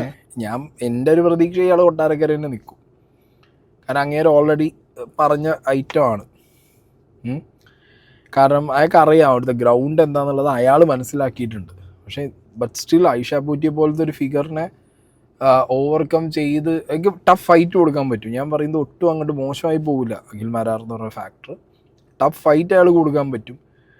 അപ്പോൾ ഇവിടെ ഒരു ഇതല്ലോ എന്തൊക്കെ പറഞ്ഞാലും LDF പ്ലസ് ഭാരതീയ കോമ്രേഡ് പാർട്ടി എന്ന് പറഞ്ഞൊരു ഐറ്റം ഉണ്ടല്ലോ. അയ്യോ ശരി, ഇനി അടുത്തത് പത്രസമ്മേളനത്തിൻ്റെ കുറച്ച് കാര്യങ്ങൾ നോക്കാം. വ്യക്തിപരമായിട്ട് ഞാൻ കുറച്ച് സ്വതന്ത്ര ചിന്താഗതി പിന്തുടരുന്ന ആളാണ്. ഇപ്പം എൻ്റെ ചില ചിന്തകളും ചില അഭിപ്രായങ്ങളുമൊക്കെ ചിലപ്പം അത് BJPക്ക് അനുകൂലമായിരിക്കും, ചിലപ്പോൾ അത് UDFന് അനുകൂലമായിരിക്കും, ചില സമയങ്ങളിൽ അത് ഇടതുപക്ഷത്തിന് അനുകൂലമായിരിക്കും. അടിസ്ഥാനപരമായിട്ട് എൻ്റെ ചിന്തയിൽ കൂടുതലും ഒരു സ്വതന്ത്ര ചിന്താഗതിയാണ് ഉണ്ടായിരുന്നത്. ഈ സ്വതന്ത്ര ചിന്താഗതി ഇനി ഉണ്ടാവും എന്നുള്ളതാണ് ചോദ്യം. ഇനി വിമർശിക്കുമോ? രാജ്യം ഭരിക്കുന്ന BJPയെ, അതിൻ്റെ നേതാക്കന്മാരെ നിങ്ങളെ കൊണ്ട് ഇനി പറ്റുമോ? അതൊരു വലിയ പോയിന്റ് എനിക്ക് ഇപ്പോഴും ഡൗട്ട്ഫുള്ളാണ്. പറ്റില്ല അഖിലിനെ കൊണ്ട് ഇനി. അഖിലിൻ്റെ ഇന്നലത്തെ സംസാരങ്ങളിലും ഇന്നലെ അഖിൽ വെച്ച ഓരോ പോയിന്റിലും അഖിലിന് സംസാരിക്കാൻ പറ്റാതെ അത് സാബു ഏറ്റെടുക്കുന്നതായിട്ട് കണ്ടു. അഖിൽ പലതൊന്നും ഒഴിഞ്ഞു മാറുന്നതായിട്ട് കണ്ടു. കമ്മ്യൂണിസ്റ്റ് പാർട്ടിയെ കടന്നാക്രമിക്കാനുള്ള അവസ്ഥകൾ ഇപ്പോഴും അത് കൃത്യമായിട്ട് ചെയ്യുന്നുണ്ട്. അല്ലാത്ത പക്ഷം പല ചോദ്യങ്ങളിൽ നിന്നും ഒന്നിങ്ങനെ വഴുതി മാറി പോകുന്നുണ്ട്. സെൻട്രൽ ഗവൺമെൻറ്റിന് അങ്ങോട്ട് ഇനി ഒന്നും ചെയ്യാൻ പറ്റില്ല. അത് ആയിപ്പോയി, ലോക്ക് വീണു. ഇത്തവണ നിയമസഭാ തെരഞ്ഞെടുപ്പിൽ അഖിൽ മാരാർ 2020 സ്ഥാനാർത്ഥിയായിരിക്കും. അത് എവിടെയാണ്, ഏത് മണ്ഡലത്തിലാണ് എന്നുള്ള കാര്യം NDAയിൽ ചർച്ച ചെയ്ത് തീരുമാനിച്ച് മാത്രമേ അനൗൺസ് ചെയ്യുകയുള്ളൂ. മ്യൂസിക് ഇട്ട് കൊടുക്കണം. NDAയിൽ തീരുമാനിച്ചിട്ടേ പറയൂ. അപ്പോൾ ഞാൻ നേരത്തെ ചോദിച്ച ചോദ്യത്തിന് ഉത്തരം കിട്ടിയില്ല. ഇനിയിപ്പോൾ അങ്ങനത്തെ ഒരു വിമർശനമൊന്നും വരില്ല. സെൻട്രൽ ഗവൺമെൻറ്റിനെ കടന്നാക്രമിച്ചുള്ള വിമർശനമോ മോദീനെ കടന്നാക്രമിച്ചുള്ള വിമർശനമോ കാര്യങ്ങളൊന്നും വരാൻ പോകുന്നില്ല. ഓക്കെ, കാരണം എന്താ പറയുക, ഇതിനു മുമ്പ് വളരെ സ്ട്രോങ് ആയിട്ട് ഈ ചങ്ങായി ഇങ്ങനെ സംസാരിച്ചിട്ടുണ്ട്, ഇങ്ങനത്തെ കടന്നാക്രമണങ്ങൾ നടത്തിയിട്ടുണ്ട്. ഇല്ലെങ്കിൽ നിങ്ങൾ കണ്ടോ? ഈ അമ്പലവും പള്ളികളും ഒക്കെ പണിയാൻ നടക്കുന്നതിനെക്കാട്ടിയും പ്രധാനപ്പെട്ട കാര്യമാണ് മനുഷ്യനെന്ന് ആലോചിക്കണം. ഇപ്പം BJP എന്നൊരു രാഷ്ട്രീയ പാർട്ടി ഉണ്ടല്ലോ. BJPക്ക് ഇവിടെ ശബരിമലയ്ക്ക് പ്രശ്നം വന്നു കഴിഞ്ഞാൽ അയ്യപ്പനെ സംരക്ഷിക്കാൻ വേണ്ടി BJP പോകാറില്ലേ? എന്താ പാവങ്ങളെ സംരക്ഷിക്കാൻ ഇറങ്ങാത്തത്? മനുഷ്യൻ്റെ പ്രശ്നം എന്താ മുൻഗണന കൊടുക്കാത്തത്? ഏറ്റവും കൂടുതൽ പ്രാധാന്യം അതിന് കൊടുക്ക്. മനുഷ്യനെ ദൈവത്തെക്കാട്ടിയും വലുതല്ലല്ലോ ദൈവത്തെക്കാട്ടിയും വലുതല്ലേ മനുഷ്യൻ. ദൈവങ്ങളെ സംരക്ഷിക്കാൻ നടക്കുകയാണ്, മതങ്ങളെ സംരക്ഷിക്കാൻ നടക്കുകയാണ്, മനുഷ്യനെ സംരക്ഷിക്കാൻ ആരുമില്ല. ഈ ചോദ്യം അഖിലിനെ കൊണ്ട് ഇനി ചോദിക്കാൻ പറ്റുമോ? അതാണ് ഞാൻ മുന്നോട്ട് നോക്കി കാണുന്നത്. ഇത് ചോദിക്കാൻ പറ്റിയാൽ ഓക്കെ, അഖിലിനെ ഞാൻ സമ്മതിച്ചു. പക്ഷേ NDA ആണ് സീറ്റ് തീരുമാനിക്കുന്നത്. ഞാൻ മുൻപ് തന്നെ എൻ്റെ സിനിമ എടുത്ത സമയത്ത് ഒരു താത്വിക അവലോകനം എന്ന് പറയുന്ന സിനിമ അത് കണ്ടിട്ടുള്ള എല്ലാവർക്കും അറിയാം. കേരളത്തിലെ ഒരു ബിസിനസ്സുകാരൻ, അയാളുടെ തകർച്ച, അയാൾ രാഷ്ട്രീയ പാർട്ടിക്കാരാൽ തകർന്ന ഒരു ബിസിനസ്സുകാരൻ തൻ്റെ പോരാട്ടം 3 രാഷ്ട്രീയ പാർട്ടികൾക്കെതിരെ നയിക്കുന്ന രീതിയിലൊരു സിനിമയായിരുന്നു എടുത്തിരുന്നത്. അന്ന് ആ സമയത്ത് ഞാൻ സാബു ജോക്കബോട്ട് ബന്ധപ്പെട്ടിരുന്നു. അതായത് 2020 എന്ന് പറയുന്ന ഒരു പൊളിറ്റിക്കൽ പ്രസ്ഥാനം എന്ത് ആശയമാണോ, എന്ത് ഡെവലപ്മെന്റ്സ് ആണോ ഈ നാട്ടിൽ കൊണ്ടുവരാൻ ആഗ്രഹിച്ചത്, ഇത് മനസ്സിൽ തന്നെ സൂക്ഷിച്ചുകൊണ്ടിരുന്ന ഒരാളാണ്. അത് ശരി. ഇപ്പം അതിനിപ്പോൾ അങ്ങനെ ഒരു സാധനം ഉണ്ടായിരുന്നു. ആ സിനിമ എടുത്തപ്പോൾ സാബു ജേക്കബിനെ കണ്ടിട്ടാ ആ സിനിമ ഇറങ്ങിയ ടൈമും 2020 വരവും ഇതൊന്നും ശരിയാവണില്ല. ഇനി വരവേൽപ്പ് സിനിമയിൽ ലാലേട്ടനെ കണ്ട് ഇൻസ്പയർഡ് ആയതാണോ അറിയാൻ പാടില്ല. എന്താണെങ്കിലും കുഴപ്പമില്ല, എവിടെയെങ്കിലുമൊക്കെ സോപ്പ് ഇടുക, അല്ല അപ്പം എന്ത് പറയാം. പക്ഷേ എറണാകുളം ജില്ലയ്ക്ക് അപ്പുറത്തേക്ക് 2020 ഒരു വലിയ വ്യാപനമൊന്നും ഉണ്ടായിരുന്നില്ല. ഉണ്ടായിരുന്നുണ്ടെങ്കിൽ ഒരു പക്ഷേ എത്രയോ നാളുകൾക്ക് മുമ്പ് തന്നെ ഇതുപോലൊരു പത്രസമ്മേളനം ഉണ്ടായെന്നാണ് ഞാൻ വിശ്വസിക്കുന്നത്. വഴി ഞാൻ കാണുന്നില്ല. എന്നാണോ NDA ആയിട്ട് 2020 കൈ കൊടുത്ത് അന്നാണ് ഈ വ്യാപനം അഖിൽമാരാർക്ക് കൃത്യമായി മനസ്സിലായതും. പിന്നെ ഒരു ഓപ്ഷൻ ആയിരുന്നു ആദ്യം 2020 ഓപ്ഷൻ വന്നത്. ഇപ്പോൾ കോൺഗ്രസ് നിന്ന് ഓബിയസ്ലി സീറ്റും കാര്യങ്ങളൊന്നും കൺഫേം ആവാത്തത് കൊണ്ട് തന്നെയാണെന്നാണ് ആ പോസ്റ്റ് കണ്ടതെന്നൊക്കെ നമുക്ക് മനസ്സിലാകുന്നത്. സോ ഒരു എന്താ പറയുക, ചാണകത്തിൽ വീഴും വേണ്ട, ചാണകം എന്നുള്ള പേരും കേൾക്കണ്ട. നാളെ ആരെങ്കിലും സംഗീന്ന് വിളിച്ചാൽ നീ എന്താണ് എന്നെ സംഗീ വിളിക്കുന്നത്, ഞാൻ 2020 ഇല്ലെന്നുള്ള ചോദിക്കും ചെയ്യാം. എന്നാൽ ഇതിൻ്റെ ഒരു ബാക്കപ്പ് ഉണ്ടായിരുന്നു. മനസ്സിലായോ? പിന്നീട് രാജ്യത്ത് പ്രതിപക്ഷ നിരക്ക് ശക്തി പകരത്തക്ക രീതിയിലുള്ള അഭിപ്രായങ്ങൾ ഞാൻ പലപ്പോഴായിട്ട് നടത്തി. എപ്പോഴും ഭരണം മാറണമെന്നുള്ള ഒരാഗ്രഹം പങ്കുവയ്ക്കുന്ന, പ്രതിപക്ഷ നിരക്ക് കരുത്ത് പകരണമെന്ന് ആഗ്രഹിക്കുന്ന ഒരാളായതുകൊണ്ട് തന്നെ പലപ്പോഴായിട്ട് എൻ്റെ പ്രതികരണങ്ങളിൽ പലതും UDF അനുകൂലമായിട്ടുണ്ടായിരുന്നു. UDF വേണ്ടിയിട്ട് പലപ്പോഴായിട്ടും സംസാരിക്കേണ്ട സാഹചര്യം വന്നതും അത്തരം ഒരു പ്രതിപക്ഷ നിരക്ക് കരുത്ത് പകരുക എന്ന ലക്ഷ്യത്തോടു കൂടിയായിരുന്നു. ചെറുതായിട്ടൊന്ന് പാടി ഈ പോർഷൻ നിങ്ങൾ ഒന്നുകൂടി ഒന്ന് റിപ്പീറ്റ് ചെയ്ത് കേൾക്കണ്ട. കാരണം ഇവിടെ രാജ്യത്ത് എന്നാണ് പറഞ്ഞത്, കേരളത്തിലെന്ന് പറഞ്ഞാൽ ഞാൻ സമ്മതിച്ചു തന്നീന്ന്. അപ്പം രാജ്യത്ത് ഈ പ്രതിപക്ഷം സ്ട്രോങ് ആവണമെന്നും ഇപ്പോഴത്തെ ഭരണം മാറണമെന്നും അഖിൽമാരാർക്ക് താല്പര്യമുണ്ടോ? നാക്കല്ലേ, തെറ്റും പറഞ്ഞിട്ട് കാര്യമില്ല. പറഞ്ഞു വന്നപ്പോൾ സത്യം വിളിച്ചു പറഞ്ഞു പോയി. എന്താ ചെയ്യാനാണ്? അപ്പോൾ എങ്ങനെ ഒരു രാഷ്ട്രീയ പാർട്ടിയിൽ പ്രവർത്തിക്കുക എന്നതിനേക്കാൾ ഉപരി ആ രാഷ്ട്രീയ പാർട്ടിയുടെ വിഷൻ, ആ രാഷ്ട്രീയ പാർട്ടി എന്താണ് സമൂഹത്തിന് കൊടുക്കാൻ ആഗ്രഹിക്കുന്നത്, അപ്പോൾ ഈ ചിന്തകളിൽ എല്ലാ അർത്ഥത്തിലും അവിടെയാണ് 2020യുടെയും NDAയുടെയും BJPയും തമ്മിലുള്ള ഒരു ലയനം വരുന്ന സമയത്ത് എന്താണ് BJP ഉദ്ദേശിക്കുന്നത്. 2020 പോലത്തെ ഒരു രാഷ്ട്രീയ പ്രസ്ഥാനത്തെ ഒപ്പം ചേർക്കാൻ NDA തീരുമാനിക്കുമ്പോൾ 100% ഡെവലപ്മെന്റ്സ് അല്ലാതെ മറ്റെന്താണ് അവർക്ക് മുന്നോട്ട് വയ്ക്കാൻ പറ്റുക? അങ്ങനെ നാടിന്റെ ഡെവലപ്മെന്റ്സിന് വേണ്ടിയിട്ട്, നമ്മുടെ വരുംകാല തലമുറയുടെ മാറ്റങ്ങൾക്ക് വേണ്ടിയിട്ട് ഇപ്പോൾ ഇന്ന് ഈ കാലഘട്ടം ഇങ്ങനെ മാറിക്കൊണ്ടിരിക്കുകയാണ്. നമ്മൾ ഇന്നും 80ലും 90ലും കാര്യങ്ങളെക്കുറിച്ച് സംസാരിച്ചിട്ട് കാര്യമില്ല. എന്താണ് 2030 സംഭവിക്കാൻ പോകുന്നത്, എന്താണ് 2035ലും 40ലും നമ്മുടെ തലമുറയ്ക്ക് ഉണ്ടാകേണ്ട അറിവുകൾ എന്തൊക്കെയാണ്, അവർക്ക് ഏത് മേഖലയിലാണ് സർവൈവ് ചെയ്യാൻ പറ്റുക. അപ്പോൾ ഇതൊക്കെ കൊടുക്കാൻ കഴിയണമെങ്കിൽ വിഷണറി ആയിട്ടുള്ള, ദീർഘവീക്ഷണമുള്ള, കുറച്ചുകൂടെ മലയാളത്തിൽ പറഞ്ഞാൽ ക്രാന്തദാർശനികമായ ചിന്തകൾ പങ്കുവയ്ക്കാൻ ശേഷിയുള്ള നേതാക്കന്മാർ വരണം. ആ നേതാക്കന്മാർക്ക് പഴയകാല രാഷ്ട്രീയ, ഈ പണിമുടക്ക്, മറ്റുള്ള പ്രശ്നങ്ങൾ ഇതെല്ലാം മാറ്റിവെച്ചുകൊണ്ട് ഒരു പുതിയ കാലഘട്ടത്തിന്റെ രാഷ്ട്രീയം പറയാൻ കഴിയണം. നല്ല ക്ലാസ് കിട്ടിയിട്ടുണ്ട് അഖിൽമാരാർക്ക്. ഈ പത്രസമ്മേളനത്തിന് മുമ്പ് വളരെ കൃത്യമായിട്ട് എന്താണ് BJPയുടെ അജണ്ട ഇൻ കേരള എന്നുള്ളതിനെക്കുറിച്ച് ഞാനിത് വളരെ വ്യക്തമായിട്ട് പറയാൻ കാരണം, എനിക്കറിയാവുന്ന ഇപ്പോൾ നമ്മൾ തന്നെ ഈ പറഞ്ഞ ഇൻഫ്ലുവൻസേഴ്സ്, കോണ്ടൻറ് ക്രിയേറ്റർ സർക്കിളിലുള്ള കുറേ പേരെയൊക്കെ PR-ൻ്റെ ഭാഗമൊക്കെ ആയിട്ട് ഇവർ വിളിച്ചു വരുത്തി സംസാരിച്ചിട്ടുണ്ട്. അതിലുപരി എനിക്ക് വളരെ പേഴ്സണലി അറിയാവുന്ന കുറേ BJP-യുടെ മൗത്ത് പീസായിട്ടും കണ്ടിട്ടുണ്ടാവില്ല, നേതാക്കന്മാരായിട്ടും നിങ്ങൾ കണ്ടിട്ടുണ്ടാവില്ല, ബട്ട് അതിൻ്റെ ബാക്കിൽ IT-ലൊക്കെ വർക്ക് ചെയ്യുന്ന കുറേ ആൾക്കാരുണ്ട്. അവരൊക്കെ ആയിട്ട് സംസാരിക്കുമ്പോൾ അവർ പറയാറുണ്ട്, സായി ഞങ്ങൾക്ക് ഇപ്പോഴൊന്നും ഈ കേരളത്തിലേക്ക് നമ്മളെ ഫോക്കസ് നമ്മൾ ഫുള്ളായിട്ട് ഷിഫ്റ്റ് ചെയ്തിട്ടില്ല, സ്ലോ പ്രോസസ്സാണ്. ഓക്കെ, ഞങ്ങൾ 2036-35 ആ ടൈമിലാണ് ഞങ്ങൾ എന്ത് ചെയ്യുന്നത്, ഇവിടുത്തെ ഓപ്പോസിഷൻ ആവണമെന്നേ ഞങ്ങൾക്കുള്ളൂ, ഇവിടെ അപ്പോഴും കേരളം ഭരിക്കണമെന്ന് ഞങ്ങൾക്കില്ല. സിമിലർ സാധനമല്ലോ ഇയാൾ പറഞ്ഞു, സെയിം സാധനം. വിഷൻ എന്ന് പറഞ്ഞാൽ 2036-35 കേരളത്തിൽ BJP വെച്ചിട്ടുള്ളത്. അത് എത്രയും പെട്ടെന്നായ അവർക്ക് പൊട്ടന് ലോട്ടറി അടിച്ചു എന്ന് പറഞ്ഞ പോലെ ആവും. അല്ലാത്ത പക്ഷം അവർ അന്നത്തേക്ക് അത് സെറ്റ് ചെയ്യുന്നുള്ളൂ. അന്നും അവർ പ്രതിപക്ഷമാവണമെന്നേ പറയുന്നുള്ളൂ. മനസ്സിലായോ? അവർക്ക് ഇവിടെ കട്ട് ചെയ്യേണ്ടത് ഇവിടെ UDF-നെയാണ്. ഓക്കെ, UDF-നെ കട്ട് ചെയ്ത് അവർക്ക് ഇവിടെ പ്രതിപക്ഷമായി വരണം. LDF ഭരിച്ചാലും അവർക്ക് പ്രശ്നമില്ല. ഇതാണ് അവരുടെ ലൈൻ, ഇതാണ് അവരുടെ ഒരു ബേസിക് സാധനം അവരുടെ ഇടയിലുള്ളത്.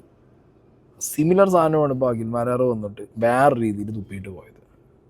അപ്പം പ്രോപ്പറായി ക്ലാസ് കിട്ടിയിട്ടുണ്ട്. അതെ അതെ. എന്നിട്ട് അവസാന വരിയായിട്ട് അഖിൽ മാരാർ പറഞ്ഞത് ഇവിടെ രാജ്യത്തെ വിമർശിച്ചാൽ അല്ലെങ്കിൽ മോഡി വിമർശിച്ചാൽ രാജ്യ വിമർശനമായി മാറുന്ന ഒരു സാഹചര്യം ഇവിടെ ഉണ്ട് എന്നാണ് അഖിൽ മാരാർ അന്ന് ആശങ്കപ്പെട്ടത്. 100%. ആ ആശങ്ക ഇപ്പോഴും ഇല്ലേ? ഞാൻ ആ പറഞ്ഞത് ആ കോണ്ടെക്സ്റ്റ് നിങ്ങൾ മനസ്സിലാക്കും. അതായത് ഞാൻ അന്ന് പറഞ്ഞത് അമേരിക്കയുടെ ഇടപെടലിനെ തുടർന്നാണോ ഇന്ത്യ പിന്മാറിയത് എന്നുള്ള എൻ്റെ വൈകാരികമായിട്ടുള്ളൊരു സംശയമാണ്. സ്വാഭാവികമായിട്ടും നമ്മുടെ നാട്ടിലെ സംഘപരിവാർ പ്രവർത്തിക്കുന്നവർക്ക് ഉൾക്കൊള്ളാൻ കഴിയാതെ വരും, അവർ എന്നെ വിമർശിക്കും. അപ്പം ഞാൻ അവരോട് തന്നെ ജെന്യൂൻലി പറഞ്ഞതാണ്, രാജ്യസ്നേഹവും മോദി സ്നേഹവും നിങ്ങൾ കൂട്ടിക്കെട്ടാൻ പാടില്ല എന്ന് ഞാൻ അന്ന് പറഞ്ഞത്. പക്ഷേ ഞാൻ ഇപ്പുറത്തേക്ക് വരും, അത് ആ പോയിന്റ് കഴിഞ്ഞു. വിദേശകാര്യ സെക്രട്ടറിയുടെ സ്റ്റേറ്റ്മെന്റ് വന്നതിന് ശേഷം പിന്നീട് ലോകത്തിന്റെ മുന്നിൽ പാകിസ്ഥാൻ ഉൾപ്പെടെ സമ്മതിച്ചു. അതായത് ഇന്ത്യ ആ യുദ്ധത്തിൽ നേടിയ മേൽക്കോയ്മ എന്താണെന്ന് ലോകത്തിന്റെ മുന്നിൽ നമ്മൾ കാണിച്ചു കഴിഞ്ഞു. അവിടെ നമ്മൾ അന്നേരം മോദിക്ക് കൈയടി കൊടുക്കണം. ഇനി രണ്ടാമത്തെ കാര്യം എന്ന് പറയുന്നത്, ഇപ്പോൾ ഏറ്റവും റീസെന്റ് ആയിട്ട് എല്ലാവരും പറയുന്ന കേൾക്കുന്നു, റഷ്യയുടെ എണ്ണ വാങ്ങരുത് എന്ന് അമേരിക്ക പറഞ്ഞ് ഇന്ത്യ കേട്ടുന്നു. അങ്ങനെ ഒരു കോൺട്രാക്ട് നിങ്ങൾ എവിടെങ്കിലും കണ്ടിട്ടുണ്ടെന്നുണ്ടെങ്കിൽ അത് പബ്ലിഷ് ചെയ്യണം. അത് കോൺട്രാക്ട് ഉണ്ടെന്നുണ്ടെങ്കിൽ നിങ്ങൾ എത്രയും പെട്ടെന്ന് മോദിജിക്ക് അയച്ചു കൊടുക്കണം. അങ്ങനെ ഒരു കോൺട്രാക്ട് ഇല്ല. ഇല്ലാത്ത കാര്യത്തെ കുറിച്ചിട്ട് പൊളിറ്റിക്കലി വരുന്ന ആരോപണത്തിന് നമുക്ക് എങ്ങനെ മറുപടി പറയാൻ പറ്റും? ഇത് അങ്ങനെ ഒരു കാര്യം, അതായത് റഷ്യയിൽ നിന്ന് എണ്ണ വാങ്ങാൻ പാടില്ല, എവിടെയാണ്, ഏത് പേപ്പറാണ് പബ്ലിഷ് ചെയ്തിരിക്കുന്നത്, ആരാണ് പറഞ്ഞിരിക്കുന്നത്? ഇന്ത്യൻ പ്രധാനമന്ത്രി പറഞ്ഞോ, വിദേശകാര്യമന്ത്രി പറഞ്ഞോ? ഇത് തെറ്റായിട്ട് വ്യാഖ്യാനിക്കുകയാണ്. കാരണം ഇതിൽ ചോദിച്ച ചോദ്യം കൊടുക്കുന്ന ഉത്തരം എന്താ? ഇതിൽ ചോദിച്ച ചോദ്യം, അന്ന് ഇയാൾക്കെതിരെ രാജ്യദ്രോഹ കുറ്റത്തിന് കേസ് വന്നപ്പോൾ അന്ന് മോദിയെക്കുറിച്ചും ഇന്ത്യ എടുത്ത നിലപാട്, അതായത് as A prime minister, Indian prime minister എന്നുള്ള രീതിക്ക് മോദി ഫെയിലായത് എങ്ങനെ, ഈ അമേരിക്കയുടെ ചമച്ചപ്പണി എടുക്കേണ്ടിയിരുന്നു, പാകിസ്ഥാൻ, ഇങ്ങനത്തെ കുറേ സാധനങ്ങൾ ഇയാൾ പറഞ്ഞു വെച്ചിട്ടുണ്ടായിരുന്നു. അന്ന് ലിറ്ററലി നല്ല രീതിയിൽ കൊടുത്തു. ആ വീഡിയോ ഒക്കെ അങ്ങനെ ഡിലീറ്റ് ചെയ്ത് കളഞ്ഞിട്ടുണ്ട്. പിന്നെ ആകെ ഒരു ലൈവ്, അത് കഴിഞ്ഞിട്ടൊരു ലൈവ് മാത്രമേ ഉള്ളൂ. ലൈവോ അതൊരു വീഡിയോ മാത്രമേ ഉള്ളൂ. അതിൻ്റെ ഒരു കഷ്ണം ഞാൻ അവിടെ വയ്ക്കാം. ആ രീതിയിൽ അടിച്ച ഒരാളോട് അതന്ന് എന്തുകൊണ്ട് എന്ന് ചോദിച്ചപ്പോൾ നേരെ പോണത് റഷ്യയിലെ ഓയിൽ ഇന്ത്യ വാങ്ങണേക്കാണ്. എന്തിനാണ് ഈ റൂട്ട് മാറ്റി വിടേണ്ട ആവശ്യം വരുന്നത്? നിങ്ങളിപ്പോൾ ഫ്രീ ആയിട്ട് ഇപ്പോൾ ആ പാർട്ടി പോയാലും എനിക്ക് പറയാനുള്ളത് ഞാൻ ഫ്രീ ആയിട്ട് പറയും, വിമർശനത്തിന് അതീതരല്ല ആരും എന്നുള്ളൊരു കോൺസെപ്റ്റ് ഉണ്ട് എന്നെങ്കിൽ ഇത്ര കടന്നുരുളേണ്ട ആവശ്യമില്ല. ഞാൻ ഈ വിഷയത്തിൽ ഏതെങ്കിലും ഒരു പോയിന്റിൽ ഇന്ത്യ യുദ്ധമുഖത്ത് നിന്നപ്പോഴോ നമ്മുടെ സൈനികർ ഈ വിഷയത്തിൽ നേരിട്ട സമയത്തോ ഏതെങ്കിലും ഒരു സ്ഥലത്ത് രാഷ്ട്രീയപരമായിട്ടോ അല്ലാതെയോ പ്രൈം മിനിസ്റ്ററെയോ ഈ രാജ്യത്തെയോ സൈന്യത്തെയോ ഇകഴ്ത്തി സംസാരിച്ചിട്ടില്ല എന്ന് മാത്രമല്ല, എല്ലാ രീതിയിലും എന്റെ ഭാഗത്തു നിന്ന് ഒരു പിന്തുണയെങ്കിലും, നേരിയ പിന്തുണയെങ്കിലും എന്റെ രാജ്യത്തെ ജനങ്ങൾക്കും സൈന്യത്തിനും കൊടുക്കണമെന്നുള്ള അർത്ഥത്തിൽ എഴുതിയിട്ടുള്ള ഒരാളാണ് ഞാൻ. ഇന്നും അഭിമാനത്തോടുകൂടി ഇന്ത്യ രാജ്യത്തെ എന്റെ ഹൃദയത്തോട് ചേർത്ത് പിടിക്കാൻ ആഗ്രഹിക്കുന്ന ഒരാളാണ്. മോദിയെ അല്ല എന്ന് ദയവ് ചെയ്ത് നിങ്ങൾ മനസ്സിലാക്കണം. മോദിയെയോ RSSനെയോ BJPയോ അല്ല ഞാൻ എൻ്റെ ഹൃദയം കൊണ്ട് ചേർക്കാൻ ആഗ്രഹിക്കുന്നത്. എൻ്റെ രാജ്യത്തെയാണ്, എൻ്റെ രാജ്യത്തിന്റെ അഭിമാനത്തെയാണ്, എൻ്റെ രാജ്യത്തെ സംരക്ഷിക്കുന്ന സേനയാണ്, ഈ രാജ്യത്തെ പൗരന്മാരെയാണ്. ഇതാണ് എൻ്റെ വ്യക്തമായ നിലപാട്. രണ്ട് രീതിക്കാണ്. ഒന്ന്, ഇപ്പം എനിക്ക് എൻ്റെ രാജ്യത്തിനോട് ഭയങ്കര സ്നേഹം, ഞാൻ ഭയങ്കര ഒരു പാട്രിയോട്ടിക് സാധനമുള്ള ഒരാളാണ്. എനിക്കതുണ്ടെങ്കിൽ ലൈക്ക് എന്താ പറയുക, ഞാനൊരു സംഖ്യയാവണമെന്നോ അല്ലെങ്കിൽ ഞാനൊരു അവിടെ അങ്ങനെയാണല്ലോ പോർട്രേറ്റ് ചെയ്യുന്നത്. രാജ്യസ്നേഹം എന്ന് പറഞ്ഞാൽ അപ്പത്തേക്ക് സംഖ്യ, അല്ലെങ്കിൽ രാജ്യസ്നേഹി എന്ന് പറഞ്ഞാൽ അപ്പത്തേക്ക് അങ്ങോട്ട് BJPക്കാരൻ. കാരണം അവർ ആ സാധനമാണ്, മനസ്സിലായി? അവർ വിൽക്കുന്നതേ രാജ്യസ്നേഹം ആയതുകൊണ്ട്. ഇപ്പം നമുക്ക് തന്നെ ഞാനൊരു രാജ്യസ്നേഹി എന്ന് പറഞ്ഞു കഴിഞ്ഞാൽ മനസ്സിനകത്ത് ചെറിയൊരു ഇത് വരും. പക്ഷേ ഇവന്മാരെ രാജ്യസ്നേഹി പറഞ്ഞാൽ എന്നെ പിടിച്ച് BJP ആക്കുമോ സംഘപരിവാർ ആക്കുമോ എന്നുള്ളത്. കാരണം ഇവന്മാർ ആ രീതിയിൽ അത് പോർട്രേറ്റ് ചെയ്ത് വെച്ച്. ഇത് ഉപയോഗിക്കുന്ന 2 രീതിയിലുള്ള ആൾക്കാരുണ്ട്. അതിലൊന്നാണ് അഖിൽ മാരാർ. രാജ്യസ്നേഹം എന്ന് പറഞ്ഞിട്ട് ആ ടൈമിലൊക്കെ മോദിയെ ഇഷ്ടമല്ല, RSSന് ഇഷ്ടമല്ല, BJP ഇഷ്ടമല്ല, സംഘപരിവാർ ഇഷ്ടമല്ല എന്ന് പറഞ്ഞിട്ട് ഇപ്പം എന്താ പറയുക? നിങ്ങൾക്ക് രാജ്യസ്നേഹമാണുള്ളത്, രാജ്യത്തോട് ഉള്ള അറ്റ്മോസ്റ്റ് റെസ്പെക്റ്റ് ആൻഡ് സ്നേഹമാണെന്നുണ്ടെങ്കിൽ നാളുകളിലും നിങ്ങൾ ഈ പാർട്ടിയിൽ ഇരുന്നു കൊണ്ട് തന്നെ നിങ്ങളെ കൊണ്ട് വിമർശിക്കാൻ പറ്റണം. സ്ഥാനമാനങ്ങൾ പാർട്ടിയിൽ ഇരുന്നു കൊണ്ട് മോഹമില്ലാത്തവരാണെന്നുണ്ടെങ്കിൽ പാർട്ടിയിൽ ഇരുന്ന് തന്നെ എന്ത് ചെയ്യും? മുതിർന്ന നേതാക്കന്മാരെയും പാർട്ടിയുടെ മുകളിലുള്ള ആൾക്കാരെയും വിമർശിക്കും. അങ്ങനെ ചെയ്യുന്ന എത്രയോ ആളുകളില്ല എല്ലാ പാർട്ടിയിലും ഉണ്ട്. അങ്ങനെ ആവണം. പക്ഷെ അവിടെ സ്ഥാനമോഹം വന്നു കഴിഞ്ഞാൽ പ്രശ്നമാണ്, പിന്നെ വിമർശിക്കാൻ പറ്റാത്ത അവസ്ഥ വരും. എനിക്ക് ഇന്നും വ്യക്തിപരമായ വലിയ സ്നേഹമുള്ള 2 നേതാക്കന്മാരാണ് രമേശ് ചെന്നിത്തലയും VD സതീശനും. അവർ എൻ്റെ അടുത്ത് മെയിൻ സ്ട്രീമിലേക്കൊക്കെ വരണമെന്ന് സംസാരിച്ചിരുന്നുണ്ടായിരുന്നു. കാരണം എന്നെപ്പോലെ ഒരാൾ UDFന്റെ ഭാഗമാകണം, ഞാൻ ശക്തമായി പിണറായി വിജയനെതിരെ പലപ്പോഴായിട്ട് പറയുന്ന ഒരാളാണ്. അപ്പം നേതാക്കന്മാരോട് നമുക്ക് സ്നേഹമുള്ളപ്പോഴും ചില കാരണങ്ങൾ കൊണ്ട് ഒരു രാഷ്ട്രീയ പാർട്ടിക്ക് ഉള്ളിലേക്ക് വരുന്നതിന് ചില ബുദ്ധിമുട്ടുകളുണ്ടാവും. നേതാക്കന്മാരോട് നാളെ എനിക്ക് സ്നേഹം കാണും. അപ്പം അതിപ്പോൾ ഞാൻ നേരത്തെ ഇപ്പം BJP ചില വിമർശിച്ചു നിങ്ങൾ പറയുന്ന സമയത്ത് എത്രയോ നേതാക്കന്മാരുടെ വ്യക്തിബന്ധം സുരേഷ് ഗോപി ജയിക്കുമെന്നൊരു, പക്ഷേ UDFന്റെ ഒപ്പം പല പരിപാടി പങ്കെടുക്കുമ്പോഴും സുരേഷ് ഗോപി ജയിക്കുമെന്നും അത് ആവർത്തിച്ച് ജയിക്കുമെന്നും പറഞ്ഞു. അതൊക്കെ അഖിൽ പറഞ്ഞതിന് ഞാൻ സമ്മതിക്കുന്നത്. കാരണം അഖിൽ മാരാർ എന്ന് പറഞ്ഞ വ്യക്തിക്ക് ഈ പറഞ്ഞ പോലെ പേഴ്സണലി ബന്ധമുള്ള കുറേ നേതാക്കന്മാരൊക്കെ കാണും. ഇപ്പോൾ നമുക്കൊക്കെ ഉണ്ട്. ഇപ്പോൾ ഞാൻ കമ്മ്യൂണിസ്റ്റ് പാർട്ടീനെ വിമർശിച്ചാലും അല്ലെങ്കിൽ കോൺഗ്രസിനെ വിമർശിച്ചാലും BJPനെ വിമർശിച്ചാലും ചില നേതാക്കന്മാരായിട്ട് നമുക്ക് പേഴ്സണലി കണക്ഷൻ കാണും, സംസാരിക്കാറുണ്ടാവും. പക്ഷെ നമ്മുടെ വിമർശനങ്ങളുടെ അളവോ തോതോ കുറയാറില്ല. എൻ്റെത് കുറയാറില്ല. കാരണം എനിക്കങ്ങനെ പ്രത്യക്ഷത്തിൽ രാഷ്ട്രീയമില്ല, ഞാൻ ഇതുവരെ രാഷ്ട്രീയം പറഞ്ഞിട്ടില്ല. ഞാൻ എപ്പോഴും ഈ പറഞ്ഞ എന്താ പറയുക, എനിക്ക് എന്താണോ തോന്നുന്നത്, വാട്ട് ഐ ഫീൽ, എന്തിനെ എതിർക്കണം, എന്തിനെ സപ്പോർട്ട് ചെയ്യണം, ഞാൻ അതിനനുസരിച്ച് പോകുന്നു. എൻ്റെ മേത്തെവിടെയും അധികാരത്തിൻ്റെ മറ്റേ കെട്ടുമാറാപ്പില്ല. നാളെ ഒരു സീറ്റ് കിട്ടണം എന്നുള്ളൊരു മോഹം ആഗ്രഹവും ഇല്ല. ബെനിഫിറ്റ്സിനെ കുറിച്ച് ഞാൻ ആലോചിക്കാത്തത് കൊണ്ട് തന്നെ, പൊളിറ്റിക്കൽ ബെനിഫിറ്റ്സിനെ കുറിച്ച് ആലോചിക്കാത്തത് കൊണ്ട് എപ്പോഴും എന്ത് വേണേൽ പറയാം, വിമർശിക്കാം, സപ്പോർട്ട് ചെയ്യാം, എന്തും പറയാം. പക്ഷേ അഖിൽ മാരാർ ആ സ്പേസിൽ നിന്ന് മാറി എന്നുള്ളത് കൊണ്ട് ബാക്കിയുള്ളവരെ മൊത്തം ഒഴിവാക്കിയെന്നും പറയാൻ പറ്റില്ല. കാരണം ഇന്നിപ്പോൾ ഈ പാർട്ടിയിൽ ഇരിക്കുന്ന ആൾക്ക് നാളാണെങ്കിൽ അപ്പുറത്തേക്ക് ചാടാം. മനസ്സിലായോ? അപ്പോൾ രാഷ്ട്രീയമാണ്, പല രീതിയിലുള്ള സർക്കസ് കാണിച്ചിട്ടാണ് ഇവിടെ പലരും നിലനിന്ന് പോകുന്നത്. ആ സർക്കസിലേക്ക് വേറൊരു ജോക്കർ ഐറ്റം കൂടി കയറി എന്ന് ഞാൻ പറയും. ജോക്കർ എന്ന് പറയുന്നത് ഞാൻ മോശം വാക്കായിട്ടല്ല കേട്ടോ, ജോക്കറാണ്, അറിയാമല്ലോ, Joker is A Trump card. അപ്പോൾ അങ്ങനത്തെ ഒരു ജോക്കർ ഐറ്റമായിട്ട് അഖിൽ മാരാർക്ക് മാറാൻ കഴിഞ്ഞാൽ ഈ പറഞ്ഞ രാഷ്ട്രീയത്തിന് എക്സിസ്റ്റ് ചെയ്യാം. മനസ്സിലായില്ലേ? ഇവിടെ കേരളത്തിൽ ഇപ്പോൾ ഏറ്റവും കൂടുതൽ പൈസ ഇൻവെസ്റ്റ് ചെയ്യുന്നതും ഐഡിയാസ് ഇൻവെസ്റ്റ് ചെയ്യുന്നതുമായിട്ടുള്ളൊരു പാർട്ടി BJP ആണ്. NDA അതിൻ്റെ ഫുൾ ത്രോട്ടിൽ ഇവിടെ കുറച്ചായിട്ട് കാര്യങ്ങൾ ഇംപ്ലിമെൻറ്റ് ചെയ്യുന്നുണ്ട്. അവരുടെ മിഷൻ 2035-36 ആണ്. അതിൻ്റെ ഭാഗമായിട്ട് ഇവരിവിടെ നേതാക്കന്മാരെയും അല്ലെങ്കിൽ അവരുടെ മൗത്ത് പീസുകളെയും സോഷ്യൽ മീഡിയ ഇൻവെസ്റ്റ്മെൻ്റ് ഒക്കെ അവർ കൂട്ടിക്കൊണ്ടിരിക്കുന്നൊരു ടൈമിൽ ഈ താപ്സി പന്നു കഴിഞ്ഞ ഞാനൊരു വീഡിയോ ഇട്ടപ്പോൾ, കേരള സ്റ്റോറീൻ്റെ വീഡിയോ ഇട്ടപ്പോൾ താപ്സി പന്നു ചെയ്ത പോലെ മോദിയെ തൊട്ട് കാണിച്ചില്ലെങ്കിലോ സംഘപരിവാറിൻ്റെ ഒപ്പം നിന്നില്ലെങ്കിലോ ജീവിക്കാൻ പറ്റില്ല എന്ന് തോന്നുന്നവരൊക്കെ പോയിട്ട് അവിടെ പോയി കയറും. അല്ലെങ്കിൽ വല്ല ബെനിഫിറ്റ് ഉണ്ട്, ഇതിൻ്റെ ഒപ്പം നിന്നാൽ ബെനിഫിറ്റ് കിട്ടും എന്ന് തോന്നുന്നവരൊക്കെ പോയിട്ട് അപ്പുറത്ത് പോയി കയറും. ചാണകത്തിലും ചാടും, സംഖ്യ വിളി കേൾക്കാനും റെഡിയാവും. പക്ഷെ ജെനുവിനായിട്ട് വർഗീയത പറഞ്ഞ് ഭരിച്ചുകൊണ്ടിരിക്കുന്ന ഈ നാറിയ പരിപാടി കാണിക്കുന്ന ഈ ആശയത്തിനും ഈ പാർട്ടിയോടും, ഓക്കെ ഞാൻ പറയുന്നു ആശയത്തിനും ഈ പാർട്ടിയെ ഞാൻ പറയുന്നത്, അതിൽ പേഴ്സണലി അറിയുന്ന നേതാക്കന്മാരൊക്കെ ഉണ്ട്. അതിൽ കുറേ ആൾക്കാരൊന്നും ഈ വർഗീയത ഇല്ലാത്ത ആൾക്കാരാണ്, പക്ഷെ കുറേയൊക്കെ വർഗീയത ഉള്ളവരാണ്. അപ്പോൾ വർഗീയത പറഞ്ഞ് നാട്ടുകാരുടെ കുത്തിത്തിരിപ്പ് ഉണ്ടാക്കുന്ന ഈ പാർട്ടി അല്ലെങ്കിൽ ഇതിൻ്റെ ആശയങ്ങൾ, ഈ ഹിന്ദുത്വ അജണ്ട, ഇതിനോട് ഒരു കാലത്തും യോജിക്കാൻ പറ്റാത്ത ഒരാളാണ് ഞാൻ എപ്പോഴും പറയാറുണ്ട്, ഇന്നെ നിങ്ങൾ മങ്കിയാക്കിക്കോ, ഞാൻ സംഖ്യയാവില്ല. അപ്പം അങ്ങനത്തെ ഒരു സാഹചര്യത്തിൽ ഇതിൽ പോയി ബെനിഫിറ്റ് ഉണ്ടാക്കാൻ താല്പര്യമുള്ള, അല്ലെങ്കിൽ ഇതിൽ പോയാൽ സീറ്റ് കിട്ടും എന്ന് മുൻകൂട്ടി കണ്ട്, അല്ലെങ്കിൽ ഫ്യൂച്ചറിൽ ഇനി BJP മാത്രമേ ഉള്ളൂ അല്ലെങ്കിൽ സംഘപരിവാർ മാത്രമേ ഇന്ത്യയിലുള്ളൂ എന്നൊക്കെ വിചാരിച്ചു പോകുന്നവർ പോയിക്കോ, ഒരു വിഷയമല്ല. പക്ഷെ നിങ്ങൾ കൺസിഡർ ചെയ്യേണ്ടത് ഇവിടുന്ന മനുഷ്യന്മാരെയാണ്. ഇവരുടെയൊക്കെ ഈ വർഗീയത അജണ്ടയ്ക്ക് നിങ്ങൾ ഒരു ഭാഗമായി വളം വെച്ച് കൊടുക്കുന്ന പരിപാടിയാണ് നിങ്ങൾ പോയാൽ കാണിക്കാൻ പോണത്. നിങ്ങൾ തിരിച്ചവിടെ പോയി ഇതിനൊക്കെ എതിരെ എന്തെങ്കിലും പറഞ്ഞു കഴിഞ്ഞാൽ നിങ്ങൾക്ക് പറയാൻ പറ്റില്ല. അഖിലിന് ഇനി അതാ സംഭവിക്കുക. അഖിലിന് ഇനിയിപ്പോൾ പഴയ പോലെ വന്നിരുന്നിട്ട് മോദിയെ പറഞ്ഞാൽ അത് ഇന്ത്യയെ പറഞ്ഞ പോലെ ആവുമോ, എടാ മോദി എന്നും പറയാൻ പറ്റില്ല. പിണറായിന്ന് ഇനിയും പരതാറിയെന്നും പിണറായിന്നും എന്ത് വേണേ വിളിക്കാം. മറ്റത് നടക്കൂല. അതിന് ലോക്ക് വീണ് NDA വേണം സീറ്റ് തീരുമാനിക്കാൻ. എന്താണെങ്കിലും കൊള്ളാം. അഖിൽമാരാരുടെ പൊളിറ്റിക്സ്, അയാളുടെ ഇഷ്ടം, അയാളുടെ താല്പര്യം. പക്ഷേ ജനങ്ങളെ വർഗീയത പറഞ്ഞ് ഭിന്നിപ്പിക്കുന്ന ഒരു പാർട്ടിയുടെ ഭാഗമാവുമ്പോൾ അത് 2020 NDA ചേർന്നൊരു സാഹചര്യത്തിൽ ഇത് പറയേണ്ട ഒരു അത്യാവശ്യമാണ്. അങ്ങനത്തെ ഒരു സിസ്റ്റത്തിൻ്റെ ഭാഗമായിട്ട് അഖിൽമാരാർ മാറുമ്പോൾ, അല്ലെങ്കിൽ ആ സിസ്റ്റത്തിൽ നിന്ന് ബെനിഫിറ്റ് കിട്ടി വളരാൻ നിൽക്കുന്ന ഒരു പൊളിറ്റീഷ്യൻ ആവുമ്പോൾ ആ വ്യക്തിയോട് ഒരിക്കലും ഒരു സപ്പോർട്ട് രേഖപ്പെടുത്താൻ പറ്റില്ല.